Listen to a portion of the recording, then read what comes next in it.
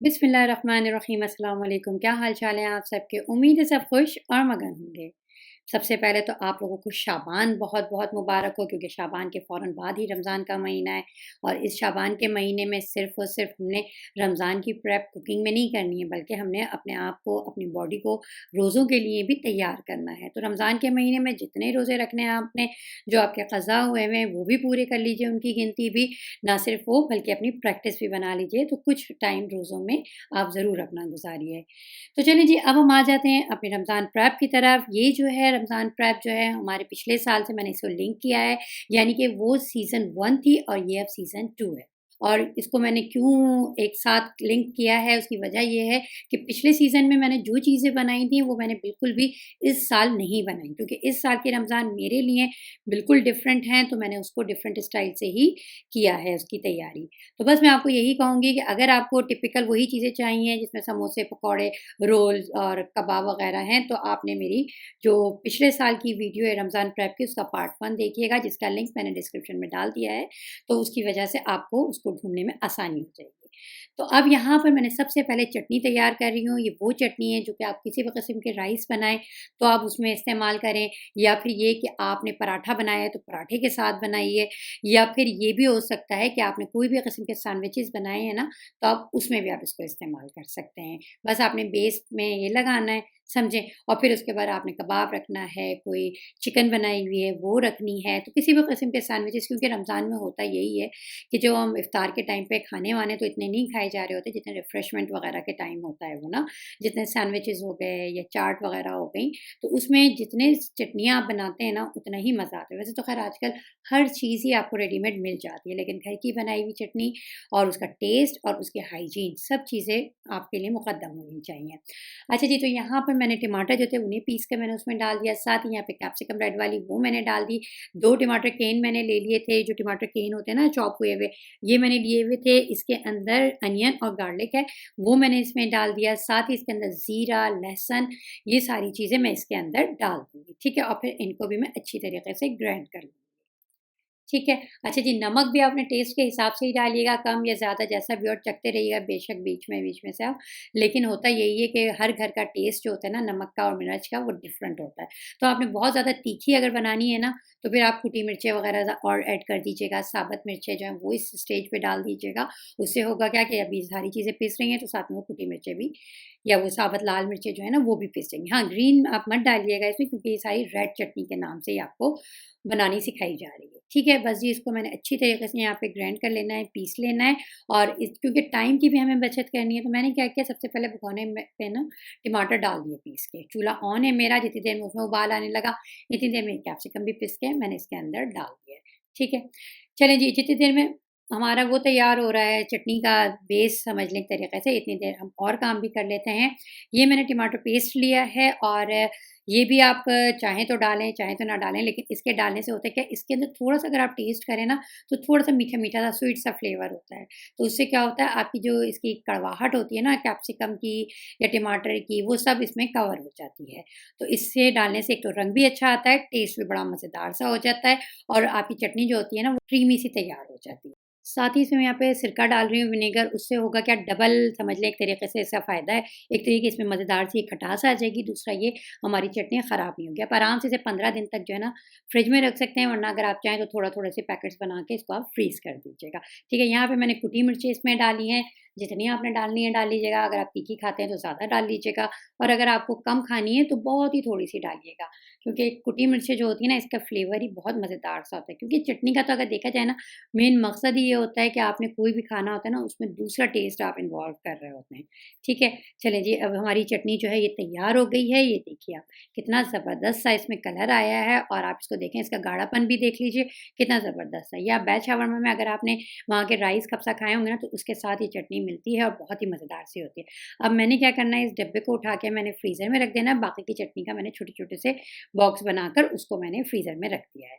ठीक है? अच्छा जी, यहाँ पर अब हम आ जाते हैं अपने कोफ्ते कबाब मैंने बनाने हैं। दरअसल आज के, क्योंकि मैंने आपको बताया ना, इस रमज़ान में मेरा जो समझ लें एक तरीक़े से काम का प्रेशर कुछ इतना ज़्यादा है ना, यूट्यूब पे तो है ही काम जो है, लेकिन उसके अलावा घर में भी थोड़ा-सी समझ लें मसरूफ़ियत चल रही है। क्या मसरूफ़ियत चल रही है वो भी मैं इंशाअल्लाह ताला आप लोगों के साथ शेयर करूँगी, आपके साथ मशवरे करूँगी, ताकि आप लोग मुझे अच्छी तरीक़े से गाइड कर सकें और मेरे लिए आसानियाँ हो सकें। तो बस इस साल मैंने रमज़ान में यही सोचा हुआ है कि मैं बिल्कुल भी जो है ना व्लॉग वगैरह, क्योंकि लास्ट टाइम अगर आपने मेरा देखा हो, मुझे फ़ॉलो किया हो, तो मैंने डेली व्लॉग बनाया था रमज़ान का, मतलब डे बाय डे, मतलब पहला रोज़ा पे मैंने क्या खाया, क्या बनाया, क्या किया, दूसरे में क्या किया, तीसरे में क्या किया। लेकिन इस साल मेरा बिल्कुल भी ऐसा मूड नहीं है। मूड तो ख़ैर है, लेकिन ये कहेंगे कि टाइम नहीं है, ठीक है? तो बस इसलिए मैंने अब की जो तैयारी की है वो ज़्यादातर खानों की है। खाने भी लेकिन आसान वाले, ये नहीं कि आपने उसी वक़्त बिरयानियाँ बनानी है, कौरमे बनाने, ऐसा कुछ नहीं है। हमने ऐसे खानों की तैयारी इसमें करनी है इन व्लॉग्स में या इस रमज़ान प्रेप में, कि आपके लिए आसानी से रमज़ान में कुकिंग करना आसान हो सके, ठीक है? अच्छा जी, यहाँ पर हम जो इस वक़्त बना रहे हैं, वो हम बना रहे हैं कोफ्ते। अब यहाँ पे 2 किस्म के मैं कोफ्ते बनेंगे ये, लेकिन हम इन्हें शुरुआत जो करेंगे ना, दोनों को एक साथ लेके चलेंगे, ठीक है? फिर एक स्टेज पे आके इनको 2 कर देंगे। एक तो हमारे होंगे ग्रेवी वाले कोफ्ते और एक हमारे होंगे दम वाले कोफ्ते, ठीक है? और दोनों को मैं बना के फ्रीज़ कर दूँगी, ठीक है? तो सबसे पहले हमने जो कचूमर की चीज़ें तैयार करनी थी, जिसमें कि अदरक होता है, हरी मिर्चें होती हैं, हरा धनिया होता है, ये चीज़ें मैंने चॉप कर ली, ठीक है? हाथों से करना चाहें हाथों से कर लें, मशीन में करना चाहें मशीन से कर लें, ये आपकी मर्ज़ी पर डिपेंड करता है, ठीक है? जितना आप मशीन से करते हैं, उतना आप थकते भी कम हैं और काम भी फ़ाइन हो जाता है, ठीक है? अच्छा जी, यहाँ पर अब मैं ये प्याज़ जो है, इसको भी मैं यहाँ पे चॉप कर लूँगी। ठीक है। अच्छा, इस चीज़ का भी ख़्याल रखिएगा कि खाने में रमज़ानों में वो चीज़ें बनाई जाएँ जो कि बच्चे भी आपके शौक से खाते हों। क्योंकि होता यही है, क्योंकि रमज़ानों में बच्चे भी रोज़े रख रहे होते हैं और बड़े भी रोज़े रख रहे होते हैं। बड़े तो फिर ये सोच लेते हैं चलिए जी हम कम खाएँगे तो हमारी डाइटिंग हो जाएगी। मगर बच्चों को तो एनर्जी चाहिए, उनके जो एनर्जी लेवल है वो हाई रहना चाहिए। उसकी वजह ये है कि इनके जो समझ लें उनका चलना-फिरना वो नॉर्मल नहीं होता है, वो एक तरीक़े से फुदक रहे होते हैं इधर से उधर, तो उनकी एनर्जी भी इतनी ही खर्च हो रही होती है। तो बस आपने इस चीज़ का ख़्याल रखना है, हर वो चीज़ तैयार करनी है जो आपके बच्चों को पसंद हो, ठीक है? अच्छा जी, यहाँ पे मैंने प्याज़ का क्या किया कि इसके मैंने चॉप किया और उसके बाद मैं इसको छन्नी में करके रख दूँगी, ताकि इसका जो एक्स्ट्रा पानी है ना, वो सारा का सारा जो है वो ड्रेन हो जाए। उसके बाद जब हम इसको कोफ्तों में मिक्स करेंगे ना, तो हमारे कोफ्ते नहीं टूटेंगे, पतला बिल्कुल पानी की तरह का कीमा नहीं होगा। अच्छा जी, इसमें जो बड़ी-बड़ी प्याज़ रह गई है ना, वो मैंने निकाल के यहाँ पर इसको हाथ से मैंने चॉप कर लिया है, क्योंकि इसको और ज़्यादा मैं ग्राइंड करूँगी ना, तो इसका पानी निकल आएगा और फिर उसके बाद उसको छानने में काफ़ी टाइम लग जाएगा। तो बस इसको मैंने यहाँ पे चॉप कर लिया है और इसको मैंने इस छन्नी में मुंतकिल कर दिया है। बस ये अब मैं इसको साइड पे रख देती हूँ। अच्छा जी, ये मैंने चावल लिए हैं, ये मैंने छिले हुए जो चने होते हैं ना, उसको छिलका उतार के ये लिया है। काजू हैं ये यहाँ पर, रोस्टेड नहीं है, ठीक है? साथ ही ये इसको मैं अभी बताती हूँ आपको, इसको मैं अलग करके रख रही हूँ। वैसे ये कचरी है ये, इसको जो हम गलाने के लिए गोश्त को इस्तेमाल करते हैं ना, ये तो ये। अच्छा जी, ये गरम मसाला है, कोशिश कीजिएगा पिसा हुआ मत लीजिएगा, साबुत लीजिएगा क्योंकि उसकी खुशबू ही अलग होती है। इसी के अंदर जावित्री है, जायफल है, सारी चीज़ें। इसकी कंप्लीट वीडियो जो है ना आपको मेरे चैनल पे मिल जाएगी। चाहे तो दम के कोफ्ते आप टाइप करके डाल दीजिएगा या ग्रेवी वाले कोफ्ते टाइप करके डाल दीजिएगा, तो बिल्कुल आपको क्वांटिटी के हिसाब से ही सब कुछ उसमें पता लग जाएगा। वैसे तो मैं जो-जो चीज़ें इसमें बना रही होती हूँ, उन सब की रेसिपीज़ जो है वो मेरे चैनल पे अपलोड हुई भी होती हैं। ठीक है? चलें जी, अब हम इसको पीस लेते हैं यहाँ पर और पीस के यहाँ पर मैंने इसको एक साथ जमा कर लूँगी और फिर मैं आपको बताती हूँ कि आपको कचरी किस स्टेज पर इसमें डालनी है। ठीक है? और वही बात आती है कि आप इस वक़्त मैं यहाँ पर जो है 2 काम एक साथ कर रही हूँ। फिर एक स्टेज पे आके आधा एक तरफ चला जाएगा और आधा एक तरफ चला जाएगा, ठीक है? इस तरीके से होता है क्या है, मेहनत तो आपकी लगती है, लेकिन जब आपकी मेहनत खत्म होती है तो आपको एकदम से ऐसा लगता है कि आपने 2 काम एक साथ कर लिए, ठीक है? चलें जी, ये भी हमारा पिस गया है, इसको भी मैं इसमें लौट लेती हूँ। रमज़ान की तैयारियों में आप बिल्कुल भी ये मत भूलिएगा कि रमज़ान का महीना जो है सिर्फ़ और सिर्फ़ खाने-पीने का महीना नहीं है, बल्कि वो इबादत का भी महीना है। तो जहाँ आप इसकी तैयारी कर रहे हैं अपने किचन में खाने पकाने की, तो अपनी भी आपने तैयारी करनी है, ठीक है? अच्छा जी, यहाँ पर ये कचरी को लेकर ना मैंने जो है हमन-दस्ते में इसको कूट लिया है, क्योंकि ये काफ़ी सख्त होती है और होता यही है कि इतनी सख्त चीज़ों को अगर आप ग्राइंडर में डालेंगे ना, तो उसकी ब्लेड के साथ ज़्यादती हो जाएगी और बेचारा टूट-फूट ही जाना है उसने। ये देखिए, इस तरीके से हमने कर लिया, तकरीबन ऐसे ही 1-1 के 4-4 5-5 पीस कर लें आप, फिर उसके बाद हम इसको पीस लेंगे, ठीक है? बस जी, अब मैं इसको यहाँ पे पीस लूँगी और फिर मसाले को मैंने आधा करना है, यानी कि वो जो सूखा मसाला मैंने पीसा है ना अभी, उसको मैं आधा करूँगी। ये देखिए, इस तरीके से हमने इसको कर लेना है, ये। इसमें अभी भी देखें छोटे-छोटे से कुछ पीस रह गए हैं, उसको भी मैं बाद में निकाल दूँगी और पीस लूँगी इसको, ताकि जो है ना बिल्कुल भी समझें कि ऐसा ना हो कि कोफ्ता खाने में आपका दाँत टूट जाए। ठीक है? चलें जी, अब इसको भी मैंने इसको आमदस्ते में डालकर इसको मैं कूट लूँगी अच्छी तरीके से। हाँ, तो हम बात कर रहे थे रमज़ान की। रमज़ान में आपने क्या करना है, अपना टाइम टेबल सेट करना है, ठीक है? टाइम टेबल सेट करना है, कुरान का जो ज़ाहिर-सी बात है, कम से कम 1 कुरान तो आपने ख़त्म करना है। आपने क्या, हमने ख़त्म करना है। क्योंकि मैं ये कहूँ कि जी आपने ये करना है, आपने ये करना है, आपने ये करना है, तो होता क्या है, कुछ भी नहीं होता ऐसे। ठीक है? तो अगर हम अपना टारगेट ये रखते हैं ना कि हमने कुरान तो लाज़मी कम से कम ख़त्म करना है, वरना 2 या 3 हो जाए, या ये कि एक ही कुरान को अगर हम समझ के पढ़ें, तो भी हमारे लिए बहुत है। ठीक है ना? अच्छा जी, यहाँ पर अब हम वापस आ जाते हैं अपनी रेसिपी की तरफ। यहाँ पर मैं लहसुन ले रही हूँ ज़्यादा से, क्योंकि इस वक़्त मैंने बनाने हैं तकरीबन ये 3 से 4 किलो कीमा है। तो उसके हिसाब से ही मैंने यहाँ पर लहसुन भी ले लिया। अच्छा जी, यहाँ पर हम अदरक लहसुन का पिसे हुए का इस्तेमाल नहीं करेंगे, और उसकी वजह यही है कि अदरक लहसुन अगर हम इसमें डालते हैं ना, तो होता क्या है कि अदरक की वजह से कोफ्ता हमारा टूट जाता है।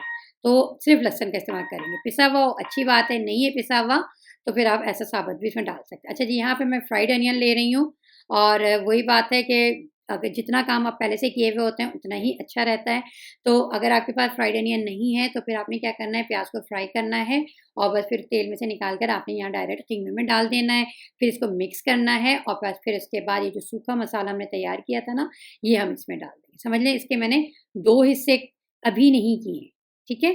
क्योंकि अभी इसके अंदर मैंने कचरी मिक्स नहीं की है। अभी सारा मसाला एक साथ मैं डाल दूँगी। इस 3 किलो कीमे में मैं अच्छी तरीके से डालकर मिक्स कर लूँगी, और बस फिर इसके बाद हमने आगे का स्टेप फ़ॉलो करना है। ठीक है? अब जी हमने यहाँ पे मिक्स कर लिया है। अभी जितना भी कीमा है ना, इन सबको मैं यहाँ पर ग्राइंडर में, चॉपर में चॉप करती चली जाऊँगी, पीसती चली जाऊँगी, और फिर उसके बाद कचरी वाला स्टेज हम बाद में लेकर आते हैं। ठीक है?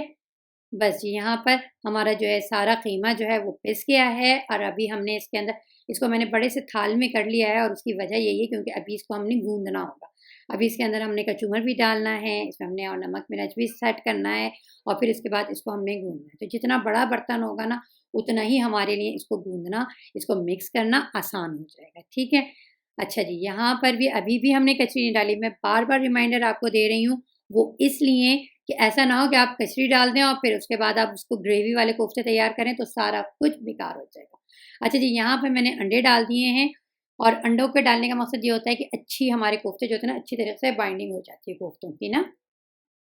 तो बस जी यहाँ पे मैंने 4 अंडे डाल दिए हैं, साथ ही ये जो प्याज़ है ये भी मैंने इसके अंदर डाल दिए चॉप की हुई। अब इसका पानी जो है वो ड्रेन हो चुका है, और ये जो कचूमर हमने काटा था, हरी मिर्चें, हरा धनिया, अदरक, ये सारी चीज़ें हम इस स्टेज पे आकर इसको इसमें मिक्स कर लेंगे। बहुत अच्छी तरीके से मिक्स करना है हमने, क्योंकि ऐसा ना हो कि कोफ्ता हमारा बन तो जाए टेम्परेरी तौर पर, लेकिन जब हम फ्रीज़ करेंगे और उसके बाद हम इसको डीफ्रोस्ट करेंगे तो सब खराब हो जाए।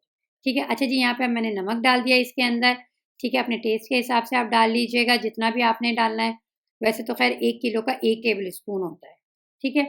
अच्छा जी, यहाँ पे लाल मिर्च का पाउडर, ये कश्मीरी लाल मिर्च है, तो थोड़ी ज़्यादा डलती है क्योंकि तीखी इतनी नहीं होती है, स्पाइसी नहीं होती है।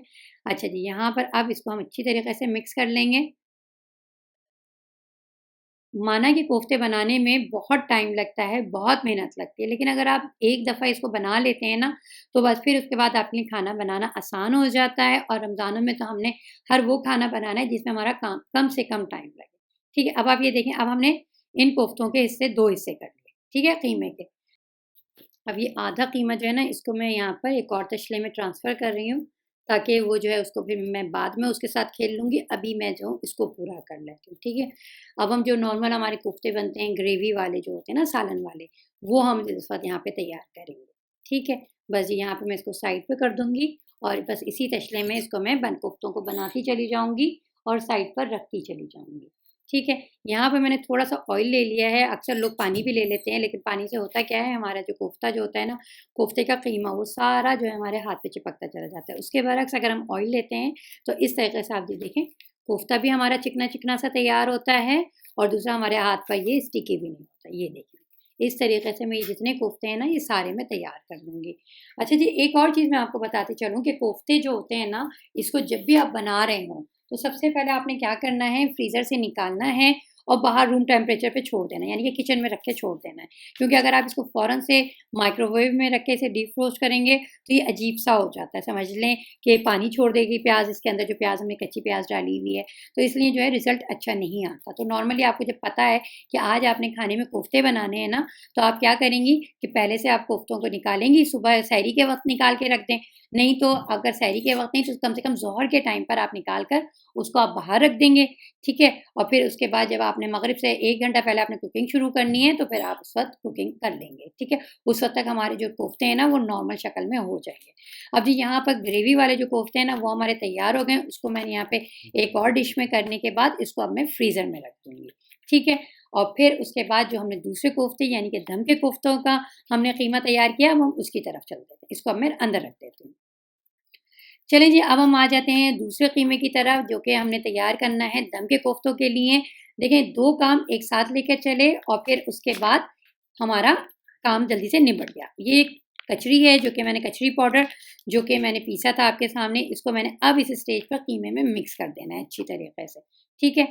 ये इस तरीके से आपने बहुत अच्छी तरीके से मिक्स करना है, क्योंकि कचरी जो है वो पूरी तरीके से कीमे में चली जाए, ताकि जिस वक़्त हम दम के कोफ्ते बनाएँ तो हमारे कोफ्ते गले हुए हों, ऐसा ना हो कि वो पत्थर की तरह सख्त हो जाएँ, ठीक है? बस जी, इसको हमने अच्छी तरीके से यहाँ पे मिक्स कर लेना है और मिक्स करने के बाद सेम टू सेम हमने उसी तरीके से छोटे-छोटे कोफ्ते बनाने, बहुत बड़े कोफ्ते नहीं बनाने। और उसकी वजह यही है कि जब हम इसको प्याज़ के ऊपर रखें ना, तो अच्छी तरीके से कम टाइम में ही ये जो है गल जाएँ। ये ना हो कि ज़्यादा देर हम पकाने लग गए, तो नीचे की जो प्याज़ हम दम के कोफ्तों में लगाते हैं ना, उसकी लेयर होती है, तो वो जल जाएगी। अगर बड़ा कोफ्ता होगा और उसको दम मिलने में इतना टाइम लग जाएगा, ठीक है? तो बस जी यहाँ पर हमने क्या करना है, सारे कोफ्ते बना लेने हैं और बना लेने के बाद इसको एज़ इट इज़ हमने फ्रीज़र में रख देना है। और फिर जब इसके बाद ये फ्रीज़ हो जाए ना, सख्त हो जाएँ, पत्थर बन जाएँ, तो बस फिर आपने निकाल कर ना इसको उसमें कर देना है, ज़िप-लॉक बैग में कर दें, किसी चीज़ में कर दें, क्योंकि बॉक्सेज़ में भी कर सकते हैं हम, लेकिन बॉक्सेज़ में करने में होता क्या है कि फ्रीज़र में ज़्यादा जगह ले लेते हैं। और रमज़ान के टाइम पे तो फ्रिज हुआ, फ्रीज़र हुआ, वो तो इतना छोटा हो जाता है ना कि वो इतना मुश्किल हो रहा होता है उसमें से कुछ भी निकालना, रखना। तो कोशिश कीजिएगा कि कम से कम जगह में चीज़ें रखी जा सकें। अच्छा जी, अब हम आ जाते हैं अपनी नेक्स्ट रेसिपी की तरफ, जो कि है फजीटा सैंडविचेस। इसकी रेसिपी भी मेरे चैनल पे आपको बड़े आसानी के साथ मिल जाएगी। सबसे पहले हमने यहाँ पे चिकन, बोनलेस चिकन ले लिया और यहाँ पे मैंने यहाँ पर ये ज़ीरा पाउडर है, लाल मिर्च का पाउडर है, ठीक है? धनिया पाउडर है यहाँ पर, ठीक है? पापरिका है इसके अंदर, लहसुन का पाउडर है ये, और साथ ही ये काली मिर्चों का पाउडर है। नमक मैंने अभी इसके अंदर नहीं डाला है, ये मैं बाद में डालूँगी। बाकी ये सारे सॉस हैं जो हमने इसके अंदर डालने हैं। सबसे पहले मैंने यहाँ पे भगोने में ऑयल ले लिया है, ऑयल में थोड़ा-सा तेल डाल लिया है और ये जो चिकन मैंने कटिंग की हुई थी, बोनलेस चिकन है, स्ट्रिप में कटिंग की हुई है मैंने, क्योंकि इसकी सब्जियाँ भी हम इसी शेप में काट रहे होते हैं। वो मैंने इसके अंदर डाल दी है और उसके बाद हमने इसको अच्छी तरीके से इसमें पका लेना है। यानी कि समझें कि आपने सिर्फ़ और सिर्फ़ इतना पकाना है कि चिकन जो है ना हमारी, वो व्हाइट हो जाए। व्हाइट होने का मतलब ये होता है कि चिकन जो है ना अच्छी तरीके से तल गई है, ठीक है? अब जितनी देर में वो वहाँ पे व्हाइट हो रही है, इतनी देर में हम जो है इसकी जो सब्जियाँ हैं वो कटिंग कर लेते हैं। तो यहाँ पर मैं प्याज़ की कटिंग कर लेती हूँ, सारी मोटी-मोटी स्लाइस में मैंने काटनी है, ठीक है? यहाँ पर। अच्छा जी, यहाँ पे वही बात आती है कि आपने जितनी चीज़ें डालनी है डाल लें, जितनी सब्जियाँ डालनी है डाल लें, ये आपकी मर्ज़ी पर है। तो यहाँ पर मैं इस वक़्त इसमें प्याज़ डालूँगी, जो कि मोटे स्लाइसेस में कटिंग की है मैंने, वो डाल लूँगी। अच्छा जी, यहाँ पे हमारी चिकन जो है वो सफ़ेद हो गई है, तो ये जो सारे मसाले मैंने निकाल के रखे हुए थे, ये मैंने इसके अंदर डाल दिए और इनको मैं अच्छी तरीके से यहाँ पर मिक्स कर लूँगी। बहुत ही आसान होता है ये, और रमज़ानों में तो होता भी यही है कि बहुत ज़्यादातर चीज़ें जो होती हैं ना, वो रमज़ान में रोज़े के टाइम पे जो हम बना रहे होते हैं, वो सैंडविचेस वग़ैरह होते हैं। अच्छा जी, यहाँ पर हमने डाल दिया हॉट सॉस इसके अंदर, साथ ही यहाँ पे मैं डाल रही हूँ इसमें सोया सॉस थोड़ा-सा, ठीक है? इसकी भी कंप्लीट वीडियो आपको मेरे चैनल पर मिल जाएगी, फजीटा सैंडविच के नाम से, ठीक है? अच्छा जी, यहाँ पर अब मैं डाल रही हूँ केचअप, तकरीबन 1 कप से ज़्यादा ही मैंने इसमें डाला है और वो मैंने इसके अंदर डाल दिया है। अगर केचअप आपके पास नहीं है, तो आपके पास अगर टमाटो पेस्ट है, वो उसमें थोड़ी-सी चीनी डाल के मिक्स कीजिएगा और वो इसमें डाल दीजिएगा और साथ ही थोड़ा-सा विनेगर भी डाल दीजिएगा, क्योंकि केचअप के अंदर विनेगर होता है। अच्छा जी, ये ओरिगानो मैंने इसके अंदर डाल दिया है थोड़ा-सा, वो डाल के भी हम इसमें अच्छी तरीके से मिक्स कर लेंगे, ठीक है? अब हमने इसको इतना पकाना है कि ये तेल इस तरीके से ना अलग हो जाए। अच्छा, वीडियो में तो ऐसा लगता है कि 2 मिनट के अंदर-अंदर आपका खाना तैयार हो गया, जबकि ये टाइम लगता है इसके अंदर, ठीक है? अच्छा जी, यहाँ पर अब मैं ये जो चिकन है, ये जो मैंने तैयार की, इसको मैं एक बॉक्स में निकाल दूँगी और बस फिर उसके बाद जब ये ठंडा हो जाएगा, तो फिर इसको उठा के मैं फ्रीज़ कर दूँगी। क्योंकि वही बात है कि ये चीज़ें टाइम तो बड़ा ले लेती हैं, क्योंकि समझ लें आपने बोनलेस चिकन निकालनी है, उसे डीफ्रोस्ट करना है, उसकी कटिंग करनी है, ये सारे काम जो है ना रमज़ानों में नहीं हो पाते। अगर आप करने की हिम्मत भी कर लें, चलें आप बहुत टार्ज़न हैं, आप कर सकती हैं, लेकिन होता क्या है आपका टाइम चला जाता है और आपकी एनर्जी सारी यहाँ पे ड्रेन हो जाती है, फिर आप इबादत पे फ़ोकस नहीं कर पाते। अब आप लोग सवालात ये करेंगे कि आम दिनों में हमने इबादत नहीं करनी, आम दिनों में भी हमें इबादत करनी है, लेकिन इस वक़्त जो आप खुशू व खुज़ू आपकी इबादत में होता है या इस वक़्त जो आपने करना चाहिए, समझ लें एक्स्ट्रा करना चाहिए, तो वो नहीं कर पाते। चलिए जी, अब हम आ जाते हैं अपने कबाब की तरफ, ठीक है? यहाँ पे मैंने कुकर लिया, कुकर के अंदर मैंने यहाँ पे गोश्त डाल दिया है, बोनलेस गोश्त है ये, ठीक है? क्योंकि मैंने रेशेदार कबाब बनाने, तो उसके लिए ज़रूरी है कि आपने बोटी वाले गोश्त लेना है, कीमे में आपने ये कबाब नहीं तैयार करने। अच्छा जी, अब इसके अंदर मैं यहाँ पे डाल रही हूँ साबुत धनिया है, ठीक है? लाल साबुत मिर्चें हैं ये, गरम मसाला है ये, कोशिश कीजिएगा साबुत ही लीजिएगा, इसके अंदर काली मिर्चें, दालचीनी, लौंगे, ज़ीरा ये सारी चीज़ें हैं, ठीक है? अच्छा जी, धनिया जो है ना वो हमने यहाँ पे ज़्यादा लिया है, ठीक है? और वो हमने इसके अंदर डाल दिया। यहाँ पर ये साथ ही मैंने इसके अंदर आंबा हल्दी है, वो मैंने डाल दी है, साथ ही ये 2 प्याज़ें हैं, वो मैंने इसके अंदर डाल दी, अदरक, लहसुन है, ये मैंने इसके अंदर डाली, क्योंकि जब हम गोश्त को पीसेंगे ना, तो ये सारी चीज़ें खुद ही पिस जाएँगी, ठीक है? अच्छा जी, यहाँ पर मैं चने की दाल है, वो डाल रही हूँ। अच्छा, जितनी कम दाल होगी ना, उतना ही रेशा ज़्यादा होगा और जितनी ज़्यादा आप दाल डालेंगे, उतना ही फैले-फैले से कबाब हो जाएँगे, बिखरे-बिखरे से। फिर मैंने इसके अंदर नमक डाल दिया, थोड़ा पानी डाला है, देख के डाल लीजिएगा, क्योंकि कुकर में अगर पानी ज़्यादा हो जाता है ना, फिर उसको समेटना काफ़ी मुश्किल हो जाता है। बस ये अब यहाँ पे मैं कुकर को बंद कर दूँगी और तकरीबन आधा घंटे के बाद, व्हिसिल बजने के बाद आधा घंटे के बाद मैं इसको खोलूँगी, ताकि जो है इसके गोश्त को मैं चेक कर लूँ और अगर उस वक़्त भी ये गला नहीं होगा तो दोबारा इसको हम व्हिसिल लगा देंगे। ठीक है? चलें जी, जितनी देर में हमारा ये गोश्त जो है गल रहा है, इतनी देर में हम इसकी कचूमर की तैयारी कर लेते हैं। यहाँ पर सबसे पहले मैंने अदरक की 4-4 पीस कर लिए हैं, तकरीबन छोटे-छोटे से क्यूब्स कर लिए, क्योंकि मैंने जो है सारी चीज़ें जो है ना चॉपर में ही चॉप करनी है। ठीक है? इस तरीके से आप कटिंग करते चले जाएँ, क्योंकि वही बात है साबुत-साबुत ही बड़े-बड़े पीसेस तो हम डालेंगे नहीं और अगर हम डाल भी देंगे, तो उसने पिसना नहीं है। तो थोड़ी-सी मेहनत कर लीजिए, थोड़े से हाथों को हिला लीजिए, छोटे-छोटे से पीस करके फिर आप इसको चॉपर में डाल दीजिए। ठीक है? चलें जी, अब ये हमारा जो है अदरक जो है ये चॉप हो चुका है, इसको मैं यहाँ पर निकाल लूँगी और बाकी के जैसे कि ये प्याज़ रखी हुई है, ये सारी चीज़ें मैं इसके अंदर डालकर और इसको पीस लूँगी, चॉप कर लूँगी, जो दिल चाहे आप समझ लीजिएगा। अच्छा, एक और चीज़, जब भी आप कुकिंग करने खड़ी हों ना, तो सबसे पहले आपने क्या करना है, आपके जो भी हेल्पर हो ना, जो भी आपके यहाँ हेल्प के लिए आती हो, उसके साथ ना आपने क्या करना है कि सबसे पहले उसे कहना है कि आपने ढेर सारी प्याज़ काट देनी है, ठीक है? क्योंकि हमने यहाँ पे जितनी भी कुकिंग करेंगे ना, उसमें बहुत सारी प्याज़ का इस्तेमाल हो रहा होता है। अब आप देखें, जैसे कि कबाब मैंने बना रही हूँ, उसमें भी प्याज़ चाहिए, कोफ्ते मैं बना रही हूँ, उसमें भी मैंने प्याज़ का इस्तेमाल किया। हर चीज़ में तकरीबन जो हम सालन जो बना रहे होते हैं ना, उसमें हमें प्याज़ ज़रूर चाहिए होती है। ठीक है? चलें जी, ये हमारी प्याज़ जो है चॉप हो गई है और इसको मैंने छन्नी में कर देना है, ताकि जो है इसका जो पानी है ना वो ड्रेन हो जाए। ये ज़रूर ख़्याल रखा कीजिए कि पानी प्याज़ में से जो निकलता है ना, उसको हमने लाज़मी ड्रेन करना है, वरना अगर हम कोफ्ते बना रहे हैं तो वो भी सही से नहीं बनेंगे, कबाब बना रहे हैं तो उसकी भी टिक्की जो है वो सही से नहीं बनेगी। ठीक है ना? तो थोड़ा-सा समझें आपने टाइम लगाना है इधर, लेकिन आपका काम जो बात का है ना वो अच्छा हो जाता है। अच्छा जी, यहाँ पर ये हरा धनिया है, इसकी भी मैं कटिंग कर लूँगी। अच्छा, अब एक सवाल आप लोगों की तरफ से ये ज़रूर आ सकता है कि जनाब, रमज़ान की प्रेप के अंदर आपने चटनियाँ नहीं बनाई, आपने चीज़ों को प्रिज़र्व करना नहीं सिखाया, तो ये सब कुछ आपको मेरी पहली वीडियो में मिल जाएगा। मुख्तलिफ़ किस्म की चटनियाँ हो गईं, चीज़ें हो गईं, वो सब आपको मेरी पहली वीडियो में मिल जाएगा। तो बस जी, आपने अगर चाहिए वो चीज़ें, जैसे कि बेसन हो गया, आपकी मैंने इसकी रिकैप मैंने आपको दिखाया है, उनमें से कुछ भी अगर आप बनाना चाहते हैं, तो आप उस वाले व्लॉग को देख लीजिएगा। अच्छा जी, यहाँ पर अब हम आ जाते हैं प्याज़ जो स्लाइस करने के बाद इसको मैं ब्राउन करूँगी। ये जो मैंने प्याज़ ब्राउन कर रही हूँ, इसको अब आप कहेंगे कि ये तो मैंने पहले भी ब्राउन की थी, ठीक है ना? पिछले वाले व्लॉग में, यानी कि 1 साल पहले जो मेरा सीज़न 1 का व्लॉग है, उसमें जो मैंने प्याज़ फ्राई की थी ना, तो उसमें लोगों का ये सवाल था कि हमने जो है ना सौगी हो जाती है हमारी प्याज़ ना, और जब भी हम उसे हलीम पे डाल के खाना चाहें तो वो नहीं खा पाते। तो उसका क्या रीज़न है? चलें वो मैं आपको आगे बताती हूँ। अब आप ये देखिए, ये हमारा कुकर हमने खोला है, तो हमारा ये जो गोश्त है ना ये गल चुका है, लेकिन इसके अंदर थोड़ा-सा पानी ज़्यादा है, तो जिसकी वजह से हमें थोड़ी देर और उसे पकाना है। तो हमने क्या करना है कि इसमें जो है ना हमने थोड़ा-सा समझ लें जिस वक़्त ये समझ लें इस तरीके से हो जाए ना ट्रांसपेरेंसी प्याज़, तो हमने थोड़ा-सा इसमें नमक डाल दिया। अब नमक डालने से क्या होता है, नमक आपने थोड़ा ही डालना है, ये नहीं कि आपने बहुत सारा नमक डाल दिया, फिर आप जिस सालन में इसको डालेंगे, तो ये खराब हो जाएगा। अच्छा जी, तो आपने नमक डालना है, नमक से क्या होता है हमारी प्याज़ जो होती है वो क्रिस्पी सी होती है, ठीक है? और हमने क्रिस्पी ही चाहिए, तो चलें जितनी देर में हमारी प्याज़ फ्राई होती है, तो मैंने ये जो कोफ्ते वगैरह बनाए थे, इन सबको मैंने कहा कि इसको मैं एक शॉपर में, एक बैग में, एक ज़िप-लॉक बैग में करके रख दूँगी या डब्बों में करके रख दूँगी ताकि जो है ना मेरा जो है ये काम जो है एक तरफ को साइड को हो जाए, ठीक है? इस तरीके से आपने करना है। ये देखिए कितने हार्ड हुए हैं। अब ये जो है ना ख़राब नहीं होंगे। हाँ, ये बात अलग है पाकिस्तान वग़ैरह में इस तरफ को लाइटें चली जाती हैं तो वो फिर क्या होता है सारी चीज़ें डिफ्रोस्ट हो जाती हैं और फिर उसके बाद वो सब आपस में चिपक जाती हैं। तो ऐसी सूरत में आपने क्या करना है दोबारा से बाहर निकालिएगा, फिर से कोफ्ते बनाइएगा और फिर से रख दीजिएगा। यही हम कर सकते हैं, इससे ज़्यादा तो और कुछ नहीं कर सकते इसके साथ। ठीक है? तो चलें जी इन सारे कोफ्तों को मैं यहाँ पर ज़िप-लॉक बैग में कर दूँगी या फिर इन डब्बों में कर दूँगी। दोनों ही चीज़ों में मैं करूँगी इसको। चलिए ये अब इसको मैं फ्रीज़र में रख दूँगी और अब हम देखते हैं प्याज़ की तरफ कि उसके क्या हालात हैं।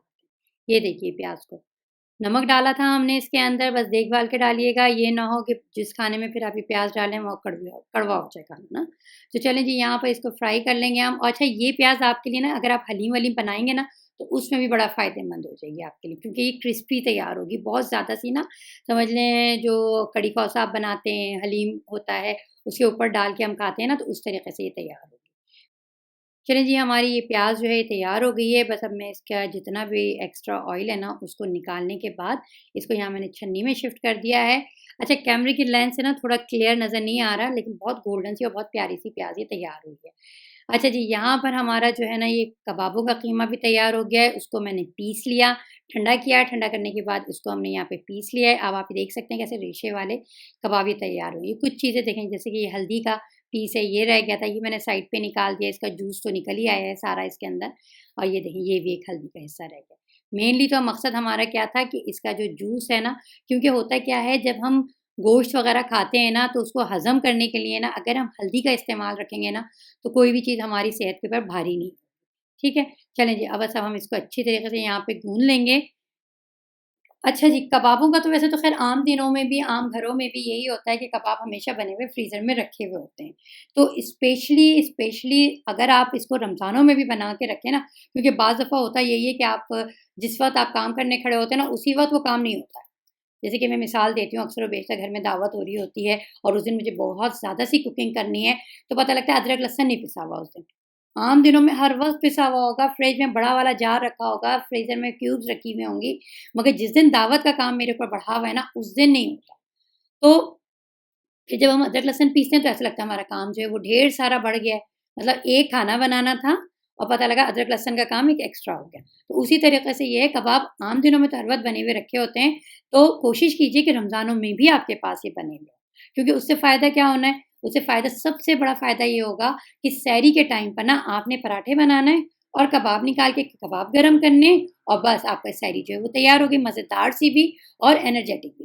क्योंकि शामी कबाब जो होता है इसके अंदर समझ लें बहुत ज़्यादा जो चने की दाल के अंदर जो प्रोटीन्स वग़ैरह हैं वो आपको बहुत मिलते हैं। साथ ही गोश्त जो होता है उसके भी प्रोटीन्स वग़ैरह मतलब हेल्थ वाइज़ भी बहुत अच्छा है, मज़े की वज़ह से भी बहुत अच्छा है, हर तरीक़े से बहुत अच्छा है। ठीक है? अच्छा जब हमने इसके अंदर कचूमर डाला, उसको अच्छी तरीक़े से मिक्स कर लिया, साथ ही यहाँ पर मैं इसमें अंडे डाल रही हूँ। अंडे डाल के भी मैं इसमें अच्छी तरीक़े से मिक्स कर लूँगी और एक बात का और ख़्याल रखिएगा शामी कबाब मैं बना रही हूँ, तो शामी कबाब में मैं क्या करती हूँ अंदर भी अंडे डाल के इसमें मिक्स करती हूँ और साथ में जिस वक़्त मैं इसको फ्राई कर रही होती हूँ ऑयल में, तो उस वक़्त भी मैं अंडे की कोटिंग ज़रूर करती हूँ उसके ऊपर। ठीक है? चलें जी, अब यहाँ पर हम इसको अच्छी तरीके से मिक्स कर लेंगे। अच्छा जी, कोफ्ते बनाएँ चाहे कबाब बनाएँ, उसमें ना सबसे मेन चीज़ होती है ना वो आपकी मिक्सिंग है, यानी कि रगड़-रगड़ के ना आपने उसको अच्छी तरीके से गूँदना है, क्योंकि जितना अच्छा आप इसको गूँदेंगे ना उतना ही अच्छा कोफ्ता या कबाब तैयार होगा। अब यहाँ पर मैंने तकरीबन 10 से 15 मिनट तक इसको मिक्सिंग की और उसके बाद आप ये देखिए कितनी अच्छी और खूबसूरत सी ये टिक्की तैयार हुई है। ये देखिए शामी कबाब ना बहुत ज़बरदस्त सा इसी तरीके से बस हम इसको जो साइज़ आपने करना है क्योंकि बच्चों का घर होता है ना तो छोटे-छोटे से आप कबाब बना लेंगे और छोटे-छोटे से कबाब आप जब बनाते हैं और बच्चे कह देखते हैं ना हमने 2 खा लिए, हमने 3 खा लिए, बड़े खुश होते हैं कि हमने बहुत ज़्यादा अपना टारगेट अचीव कर लिया। तो अगर बच्चों का घर है तो छोटे-छोटे बना लीजिएगा, बड़ों का घर है तो आप दरमियाने साइज़ के बना लीजिएगा। ये बिल्कुल नहीं कहूँगी कि बड़े-बड़े बना लीजिएगा। उसकी वजह ये है कि फिर क्या होता है जब आप गरम करते हैं, पकाते हैं ना, तो फिर अंदर से ये ठंडे रह जाते हैं। ठीक है? चलें जी, ये हमारा कबाब जो है वो बनते चले जा रहे थे और मैंने क्या किया, एक ही ट्रे में बिछाया, फिर उसके ऊपर सुफ़रा लगा दिया, फिर कबाब बिछाए।